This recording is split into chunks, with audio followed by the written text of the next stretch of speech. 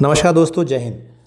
आज बात करेंगे हम एडिटोरियल एनालिसिस 7 अगस्त का जो है उसके बारे में हम बात करेंगे। देखते हैं क्या क्या इंपॉर्टेंट एडिटोरियल है इसमें। पहला जो आर्टिकल है ये बात करता है ग्राउंड ब्रेकिंग। ये हिंदू का आर्टिकल है, राम टेम्पल के जो है उसके बारे में बात करता है।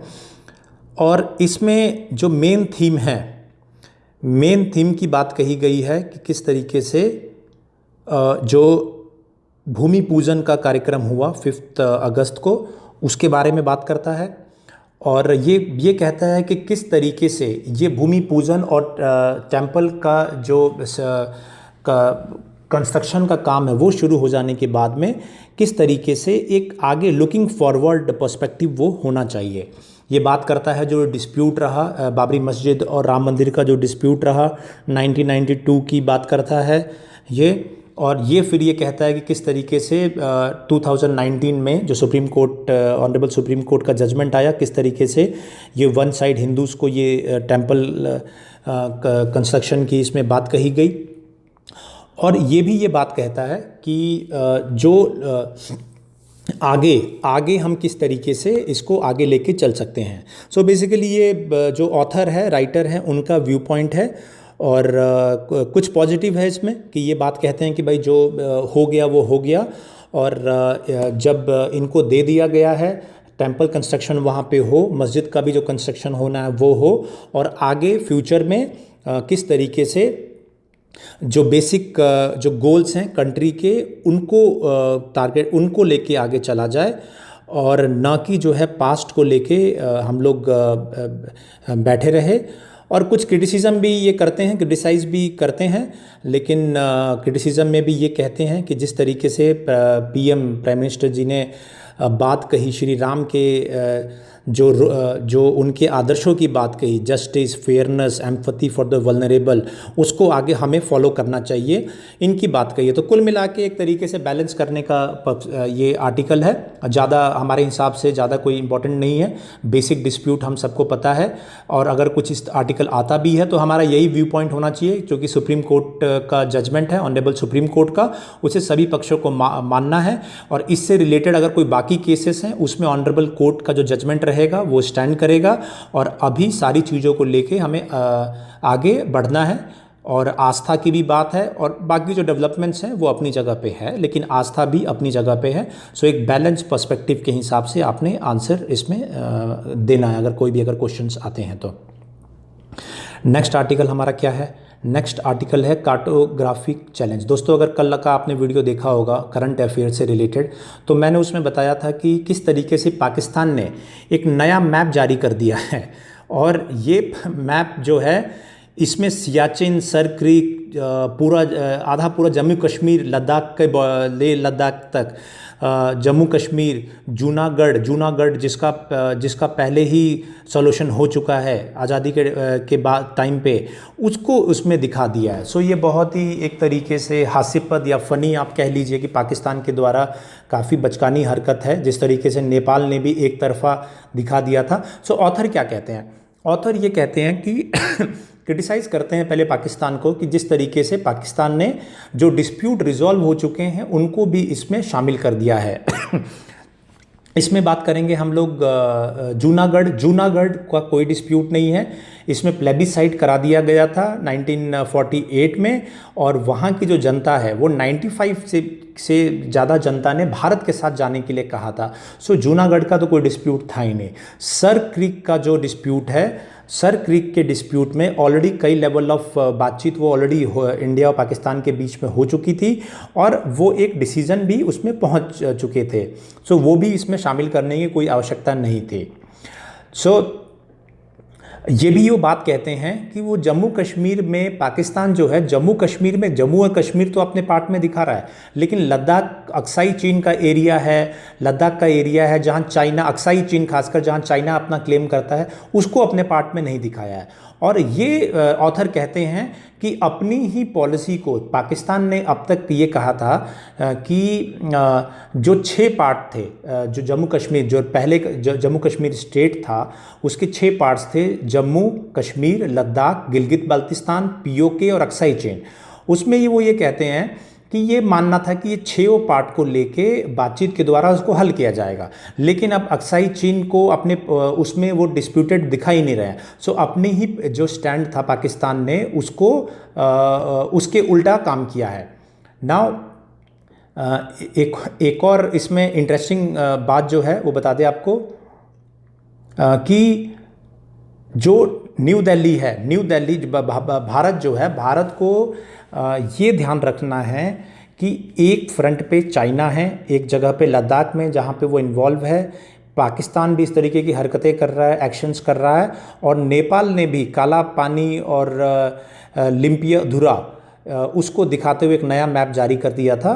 सो हमको सतर्क रहने की आवश्यकता है और वेल प्रिपेयर ये जो पूरी स्ट्रेटजी है, ये जो हमारे तीनों नेबर्स हैं उनकी स्ट्रेटजी से सतर्क रहने की आवश्यकता है ना। इससे रिलेटेड मैं आपको बता दूं दोस्तों, ये मैप मैंने आपके लिए रखा है कि ये सर क्रीक का एरिया है। आप यहाँ पे देखेंगे, ये देखेंगे आप, ये जो लाइन है ये कच्छ एरिया है और ये सर क्रीक का एरिया है। यहाँ पे सिंध जो पार्ट है पाकिस्तान का, और यहाँ पे गुजरात कच्छ जो है ये इंडिया का पार्ट है। सो ये जो सर क्रीक का एरिया है, अरेबियन सी, यहाँ पे अरेबियन सी है, यहाँ पे पाकिस्तान और पाकिस्तान क्लेम करता है इस पार्ट को, और इसीलिए डिस्प्यूटेड पार्ट है। अब क्या है इसमें, अब बता दूँ आपको मैं, सर क्रीक जो है 96 किलोमीटर स्ट्रिप है water disputed between India and Pakistan in run of Kutch में। और सर क्रीक का नाम क्या, सर क्रीक एक ब्रिटिश रिप्रेजेंटेटिव थे, उनके बाद इसको नाम को रखा गया है। और क्या है, जूनागढ़ का जो एरिया दोस्तों मैं दिखा दूँ, ये जूनागढ़ का एरिया है। अगर गुजरात का मैप आपने देखा होगा, ये पाकिस्तान है, इधर पाकिस्तान का एरिया है, इधर इंडिया है, ये गुजरात है। गुजरात में ये जूनागढ़ जो स्टेट है वो ये स्टेट है, और जूनागढ़ स्टेट के बारे में मैंने आपको बता दिया।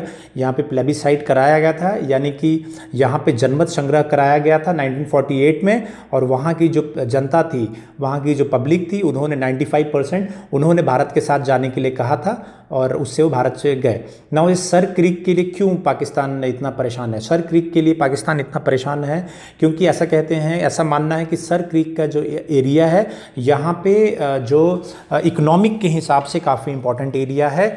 यहाँ पे पहले तो जो मछुआरे हमारे साथी हैं, मछुआरे, उनके लिए काफ़ी मछली के लिए काफ़ी इंपॉर्टेंट एरिया है, और दूसरा जो नेचुरल गैस और ऑयल उसके एक्सप्लोरेशन के लिए भी काफ़ी इंपॉर्टेंट एरिया है। सो इसीलिए पाकिस्तान इस एरिया के लिए बार बार क्लेम अपना करता है, जिसको जो कि इंडिया का एरिया है और इंडिया के ऑक्यूपेशन जो है उस ऑक्यूपेशन में है ना। तीसरा जो डिस्प्यूट है वो सियाचिन का है। सियाचिन आपको पता होगा, ये आपके लद्दाख के आगे सियाचिन का एरिया है, और ये बैटलफील्ड है। ऑपरेशन मेघदूत जो है लॉन्च करके इसको इंडिया ने इसको जीता था, इसको कैप्चर किया था। वहाँ पे भी पाकिस्तान डिस्प्यूट करता है कि सियाचिन का एरिया जो है वो पाकिस्तान का है। सो ये भी एक डिस्प्यूट है जिसको भी पाकिस्तान ने अपने नए मैप में दिखाया है। सो आपकी जानकारी के लिए बहुत इंपॉर्टेंट आर्टिकल है ये, और इसमें और भी फॉलोअप होता रहेगा। इसको बिल्कुल ध्यान से मैप के साथ में जब भी पढ़े तो इस तरीके से मैप के साथ ज़रूर देखें कि कौन सा एरिया है, उसके आसपास क्या चीज़ें हैं। सिर्फ पढ़ने से कोई फ़ायदा नहीं है जब तक कि आपको एग्जैक्टली मैप में पता ना हो कि कौन से पार्ट की बात हो रही है और उसके अगल बगल कौन से ऐसे एरियाज़ है जिसकी वजह से उसका इम्पोर्टेंस है। नेक्स्ट आर्टिकल हम देखेंगे दोस्तों। नेक्स्ट आर्टिकल, ये आर्टिकल है हर्ष मंदिर जी का। ये बात करता है ह्यूमैनिटेरियन क्राइसिस जो माइग्रेशन के टाइम पे हुआ है। सो बेसिकली ये अपने एक्सपीरियंसेस हैं वो बताते हैं किस तरीके से इन्होंने ये पूरा लॉकडाउन रहा, लॉकडाउन के बाद में जो माइग्रेंट जो इशू हुआ, जो माइग्रेंट जो लोग शहरों से या अदर स्टेट से दूसरे स्टेट्स को गए और जो उन्होंने हार्डशिप फेस किया, फिर ये कहते हैं कि किस तरीके से लोग खाने के लिए परेशान रहे, और जो खाने बांटे भी गए बीच बीच में गवर्नमेंट्स के द्वारा, वो लंबे लंबे लाइन लगा के बांटे गए। सो ये अपना एक्सपीरियंस देते हैं, और कुछ इसकी केस स्टडीज़ हैं। दिल्ली में केस स्टडीज़ हैं इनके, यमुना के आसपास उन बस्तियों का एग्जाम्पल देते हैं, वहाँ के लोगों के बारे में बताते हैं कि किस तरीके से उनको इश्यूज़ हुए हैं। तो ये तो माइग्रेशन एक इशू रहा, ये हम सभी जानते हैं और इसमें कई आर्टिकल्स पहले भी हम बात कर चुके हैं। इससे डिनाई नहीं कर सकते हैं कि माइग्रेंट इशू रहा है, लेकिन उसको टैकल भी किया गया है। ऐसी बात नहीं है कि सिर्फ एक तरफा ही हम देखें ना। अब ऑथर ये कहते हैं कि इसमें पब्लिक पॉलिसी का फेलियर रहा और जिस तरीके से इसको टैकल किया गया वो सही नहीं था और इसको बेहतर ढंग से टैकल किया जाना चाहिए था। और भी ये बातें कहते हैं, इसमें कहते हैं कि ये बातें कहते हैं कि 250 मिलियन पीपल जो है वो हंगर के उस पे हैं, रिस्क पे हैं, एक्यूट हंगर के रिस्क पे हैं। और बात कहते हैं 400 मिलियन जो वर्कर्स हैं वो इस रिस्क पे हैं कि एक्सट्रीम पॉवर्टी में, मतलब 1.90 डॉलर जो कि पॉवर्टी लाइन का मानक सेट किया गया इंटरनेशनल, उससे नीचे भी उनका डेली वेज जो है वो चला जाएगा। इसके बारे में बात करते हैं और ये बात करते हैं कि ये जो पॉलिसी फेलियर रहा इस ह्यूमैनिटेरियन क्राइसिस को डील करने में, खासकर जो क्राइसिस ऑफ हंगर था उसको ठीक से डील नहीं किया गया। और साथ ही साथ एमएससी सेक्टर है जो कि employing the most people outside, MSME sector जो एग्रीकल्चर के बाद सबसे ज़्यादा लोगों को एम्प्लॉय करता है, सो उसको रिजुविनेट, उसको दोबारा उसी लेवल पे ले जाने के लिए काफ़ी काम करना पड़ेगा। और ये फाइनेंस मिनिस्ट्री को भी कहते हैं कि लोगों को क्रेडिट देना, मतलब सिर्फ लोन देने से काम नहीं चलेगा, उनको फिजिकल ट्रांसफ़र मतलब कैश ट्रांसफ़र देना पड़ेगा, क्योंकि लोन देने से जब डिमांड और प्रोडक्शन दोनों ही लो है तो लोगों को लोन प्रोडक्शन के लिए देने का कोई फ़ायदा नहीं है, और उसके बदले कैश लोगों को देना चाहिए। उसके अलावा ये कहते हैं कि दूसरा ये कहते हैं, इम्पॉर्टेंट पॉइंट्स हैं ये इम्पॉर्टेंट पॉइंट्स ये कहते हैं कि जो गवर्नमेंट ने ये कहा था कि लेबर लॉ से, चूँकि लोगों के पास रोज़गार नहीं है, जॉब्स नहीं हैं, और उसमें अगर स्ट्रिक्ट लेबर लॉज वगैरह इंप्लीमेंट कर दिया जाए तो कंपनीज भी इस हालात में नहीं थे कि बहुत स्ट्रिक्ट गाइडलाइंस को, लेबर लॉज और इस सब प्रोटेक्शन को फॉलो करते हुए वो सर्वाइव कर पाए। सो ये उसको क्रिटिसाइज़ कहते हैं और कहते हैं कि वर्कर्स को लेबर राइट प्रोटेक्शन से हटाना वो सही नहीं है। और दूसरा ये कहते हैं कि जो भी इसके द्वारा लेबर लॉ से जो भी माइग्रेंट्स को सुरक्षा या बेनिफिट्स मिले हुए हैं उसको हटाना भी वो ठीक नहीं है, इस तरीके की बात कहते हैं। और ये कहते हैं कि कई जगहों पे तो जो वर्क आवर है उसको 12 घंटे तक एक्सटेंड कर दिया गया, वो भी ठीक नहीं है। तो बेसिकली कई पॉइंट्स हैं उनको क्रिटिसाइज़ कर रहे हैं। साथ में ये बता रहे हैं कि क्या और इश्यूज़ हैं। इश्यूज़ ये बता रहे हैं कि 2019 का ग्लोबल हंगर रिपोर्ट है, उसमें इंडिया की पोजीशन 102 थी 117 कंट्रीज़ में, और हम लोग पाकिस्तान, बांग्लादेश और नेपाल इससे भी हम लोग पीछे थे। सो ये कंडीशन है कोरोना से पहले की। सो ये इस बात को लेकर चिंतित है कि ऑलरेडी हम ग्लोबल हंगर इंडेक्स में ऑलरेडी हम इतने नीचे हैं, और साथ ही साथ ये कह रहे हैं कि अनएम्प्लॉयमेंट रेट है 45 साल में सबसे हाईजेस्ट था। और उसके बाद हमने जो वर्ल्ड में जो लॉकडाउन लगाए गए उसमें से सबसे जो स्ट्रिक्ट स्ट्रिंजेंट जो लॉकडाउन है, एक सख्त वाला लॉकडाउन वो लगाया, उससे काफ़ी डिमांड और सप्लाई में गैप आया, लोगों को प्रॉब्लम्स काफ़ी झेलनी पड़ी। साथ ही साथ कह रहे हैं कि कोविड-19 कुछ ऐसे जहाँ पे कि हेल्थ सिस्टम जिन स्टेट्स में अच्छा नहीं है, अब वहाँ पे काफ़ी ज़्यादा इंक्रीज़ हो रहा है। सो इन बातों को ये कह रहे हैं। और दूसरा ये कह रहे हैं कि पॉलिटिकल इस्टेब्लिशमेंट, पॉलिटिकल लोग हैं, मीडिया है, मिडिल क्लास हैं, वो बिल्कुल ही उनको परवाह नहीं है, जो ये माइग्रेंट्स हैं उनसे बिल्कुल इंडिफरेंट है और अपनी ही चीज़ों में बिजी है, अलग अलग चीज़ों में, मिलिट्री एयरक्राफ्ट खरीदने में और अलग अलग चीज़ों में, राम टेम्पल कंस्ट्रक्शन को भी ये क्रिटिसाइज़ कर रहे हैं। तो इस तरीके की बातें कर रहे हैं। तो ये इनका क्रिटिसिज्म है। कुछ जो पॉइंट्स है ठीक है, कुछ पॉइंट्स जो है वो वैलिड है, लेकिन सिर्फ कंप्लीटली एकदम परेशान हो जाने से और दुखी हो जाने से सब चीज़ें नहीं, आगे जो है कंट्री आगे नहीं बढ़ सकता है। एज अ सिटीज़न ये बहुत ज़रूरी है कि हम इस बात को समझें, इस बात को अप्रिशिएट करें कि जो गवर्नमेंट है वो भी काफ़ी स्टेप ले रही है। तो जब तक हमारे पास गवर्नमेंट का पॉइंट ऑफ व्यू ना रहे, जब तक गवर्नमेंट को इन इश्यूज़ पे क्या कहना है, वो गवर्नमेंट के द्वारा भी टाइम टू टाइम कई बातें कही जाती है। जैसे फाइनेंस मिनिस्टर जो है उन्होंने कहा कि किस तरीके से हम इकोनॉमी को बूस्ट करने के लिए काम कर रहे हैं, इंसेंटिव्स दे रहे हैं, कैश ट्रांसफर्स दे रहे हैं, वो भी हमें ध्यान रखना है। माइग्रेंट्स के लिए क्या क्या जो अरेंजमेंट्स है वो किए गए, वो भी ध्यान देना है। कोरोना टेस्टिंग को बढ़ाने के लिए क्या क्या गवर्नमेंट स्टेप्स उठा रही है वो भी हमें अपने आंसर्स में इंक्लूड करना है। सो ये क्रिटिसिज्म है, ठीक है, हमें क्रिटिसिज्म भी अपने आंसर्स में लेंगे कि हाँ ठीक है ये कमियां रही, लेकिन सबसे इंपॉर्टेंट ये है कि जो पॉजिटिव स्टेप्स हुए हैं, क्योंकि अगर पॉजिटिव स्टेप्स और गवर्नमेंट अगर काम ना करती, अगर गवर्नमेंट के द्वारा स्टेप्स नहीं उठाए गए होते तो बहुत ही ज़्यादा हैप्पैजार्ड या बहुत ही ज़्यादा क्योस हमें देखने को मिलता पूरे कंट्री में। तो ठीक है, इनका पॉइंट हम लेंगे, लेकिन गवर्नमेंट के पर्सपेक्टिव को भी हम ऐड करेंगे ना। इसमें एक टर्म यूज़ हुआ था ग्लोबल हंगर इंडेक्स, उसको हम देख लेंगे। ग्लोबल हंगर इंडेक्स क्या है? ग्लोबल हंगर इंडेक्स एक टूल है जो मेज़र करता है हंगर को, कि कितना भूखमरी है। और 2006 में ये GHI ग्लोबल हंगर इंडेक्स जो है ये इसको बनाया, इनिशियली इसने अपना पब्लिश किया था। और कैलकुलेशन कैसे होता है? कैलकुलेशन ये होता है कि 4 कंपोनेंट को ये लेता है। ये लेता है जो अंडर न्यूरिश्ड हैं, परसेंटेज ऑफ पॉपुलेशन, जितने अंडर न्यूरिश्ड लोग हैं उनके बारे में बात करता है। Proportion of children under the age of 5 suffering from wasting, acute undernutrition से जो पीड़ित हैं बच्चे, उनकी संख्या को लेता है।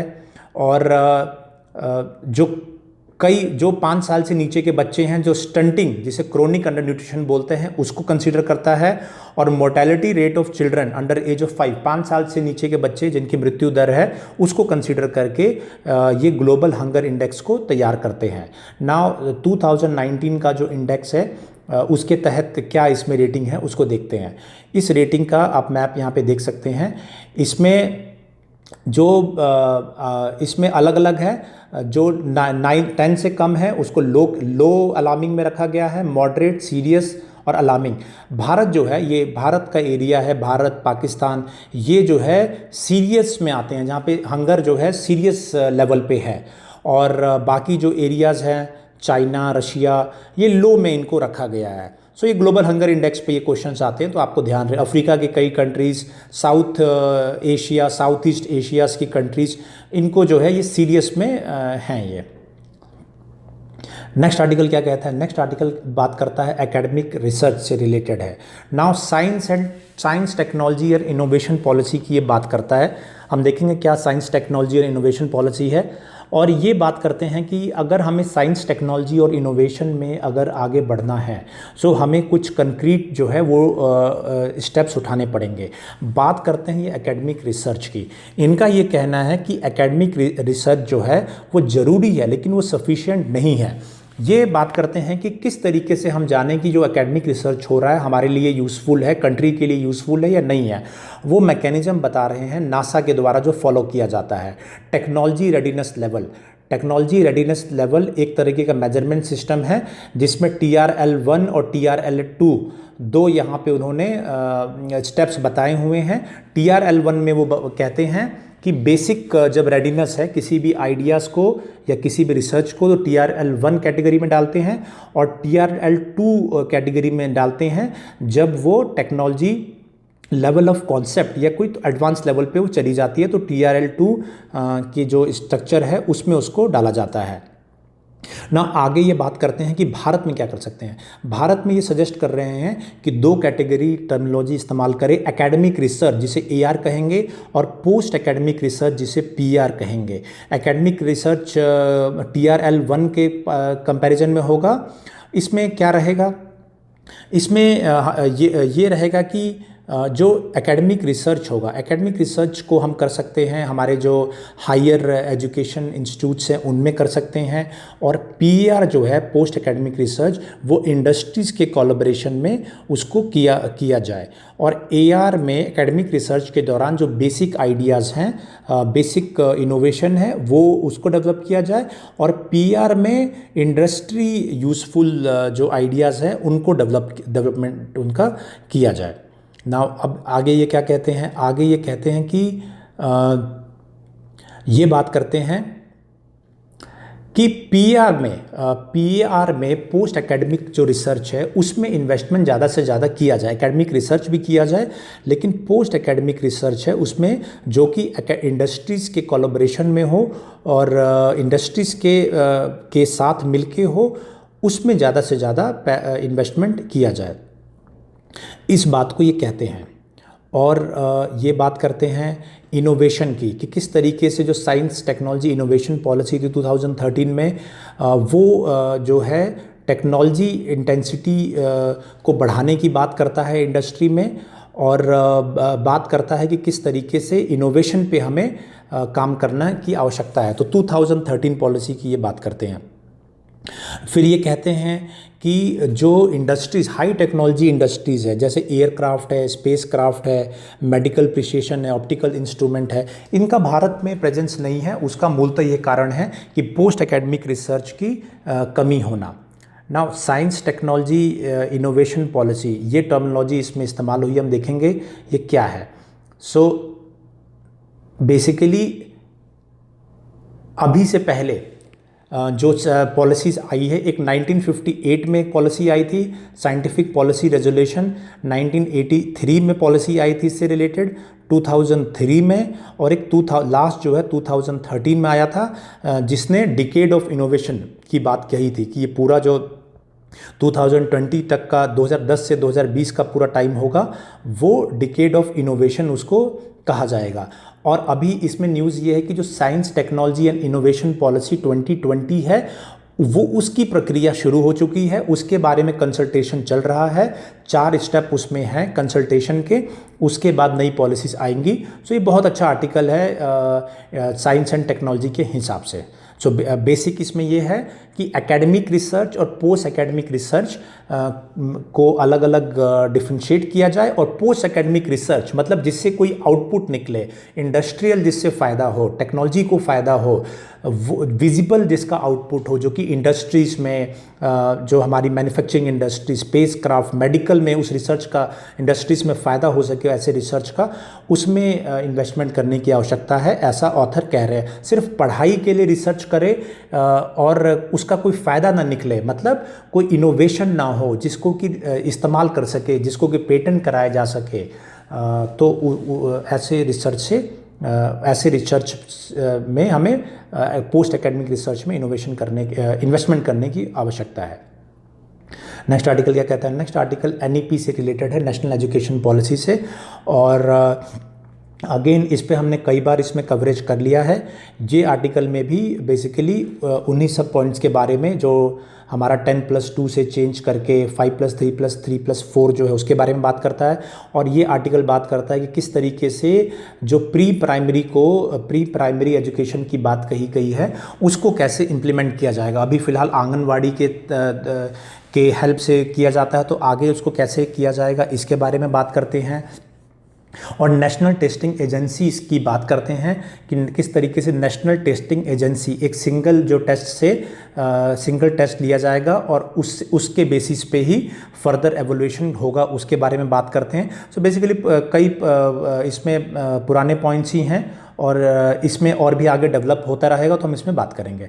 नेक्स्ट आर्टिकल क्या है? नेक्स्ट आर्टिकल कहता है straying into troubled waters.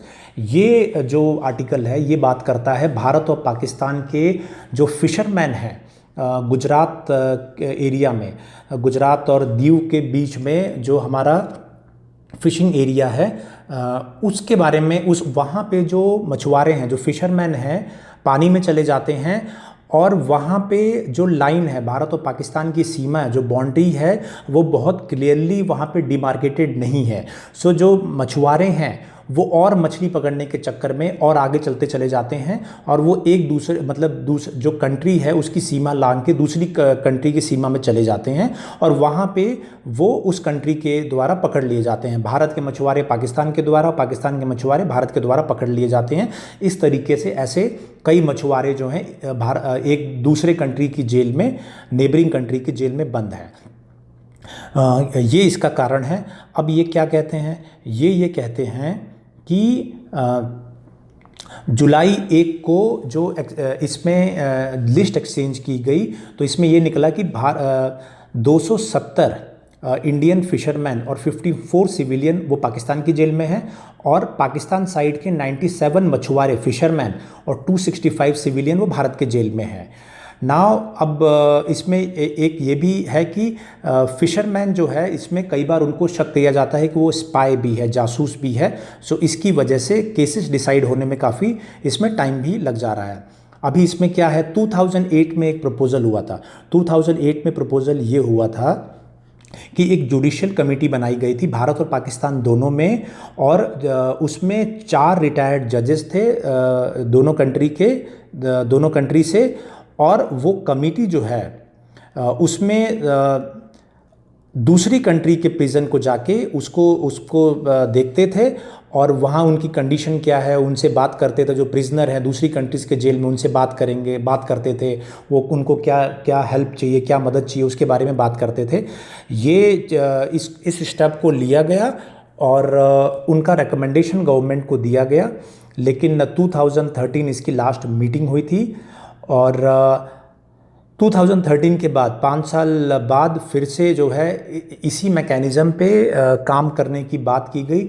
Bharat के द्वारा 4 मेंबर नॉमिनेट कर दिए गए बट पाकिस्तान के द्वारा कोई जो है स्टेप इसमें नहीं लिया गया। तो ऑथर ये कहते हैं कि इस्लामाबाद को इस दिशा में इस तरफ और कदम उठाने चाहिए जिससे कि ये जो फिशरमैन हैं, जो मछुआरे हैं एक दूसरे कंट्रीज़ के जेल में बंद हैं, उनको रिलीज़ किया जा सके।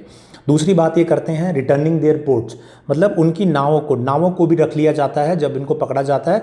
तो ऑथर कहते हैं कि उनकी बोट्स को भी वापस कर देना चाहिए। और ऑथर ये कहते हैं कि चूँकि दोनों का इंडिपेंडेंस डे आना है इस महीने में, तो एक ये अच्छा टाइम होगा जब इन दोनों साइड के मछुआरों को रिलीज़ कर दिया जाए जिन पे कोई सीरियस चार्जेस ना हो। सो एक ये आर्टिकल है जिसको आप कई एंगल से जिसको आप एनालिसिस कर सकते हैं। नेक्स्ट आर्टिकल क्या है दोस्तों, नेक्स्ट आर्टिकल है वेरीफाई बिफोर रिपोर्टिंग। ये आर्टिकल बेसिकली ये कहता है कि जो लेबनान में ब्लास्ट जो हुआ, आपने जिसको मैंने इस चैनल पे कवर भी किया था। सो बहुत जल्दी लोगों ने रिपोर्टिंग करने, जो रिपोर्टर्स थे, जो न्यूज़ चैनल थे, न्यूज़ ब्रेक करने के चक्कर में गलत न्यूज़ फ्लैश कर दी। इनका ऐसा ऑथर का कहना है कि बहुत कई बार हम जो गलत रिपोर्टिंग कर जाते हैं, जल्दी न्यूज़ पहुंचाने के चक्कर में गलत रिपोर्टिंग कर जाते हैं और यहाँ तक कि कुछ वर्ल्ड लीडर्स हैं उन तक भी गलत न्यूज़ पहुंचती है और वो गलत न्यूज़ ब्रेक करते हैं। इन्होंने एग्जांपल जो यूएस प्रेसिडेंट है उनका दिया है कि किस तरीके से जो यूएस प्रेसिडेंट है उन्होंने ये कह दिया कि भाई उनके जो जनरल है उन्होंने बताया है कि एक्सप्लोजन कोई बॉम्ब है, बॉम्ब के द्वारा हुआ है। लेटर ऑन आपको पता होगा कि ये अमोनियम नाइट्रेट जो स्टोर किया गया था बेरूत लेबनान में, उसमें जो ब्लास्ट हुआ था उस ब्लास्ट की वजह से ये इंसिडेंट हुआ था लेबनान का। और ये कह रहे हैं कि चूँकि ये बॉम्ब ब्लास्ट है, एक बड़ा एक्सप्लोजन होता है, तो इसको इमीडिएटली इन्वेस्टिगेट नहीं कर सकते हैं क्योंकि वहाँ पे और भी मटेरियल्स पड़े रहते हैं, एक्सप्लोजिव्स पड़े रहते हैं। तो इसमें किस तरीके से थोड़ा इंतज़ार करना चाहिए और सही खबर ही दिखाना चाहिए। सो जर्नलिज्म के हिसाब से आप ये खबर है किस तरीके से जर्नलिज्म में या रिपोर्टिंग में या फेक न्यूज़ में या इंफॉर्मेशन वॉर के तहत आप इस टॉपिक को कोट कर सकते हैं। बहुत अच्छा एक एग्जाम्पल है ये कि किस तरीके से वर्ल्ड लीडर्स ने अगर गलत इसको कह दिया तो फेक न्यूज़ या गलत इन्फॉर्मेशन या रॉन्ग जर्नलिज्म में आप इसको दिखा सकते हैं। सो दोस्तों, आज का एडिटोरियल यही हमारा एडिटोरियल था और आप लोग जो है इसी तरीके से अपनी तैयारी करते रहिए। Thank you.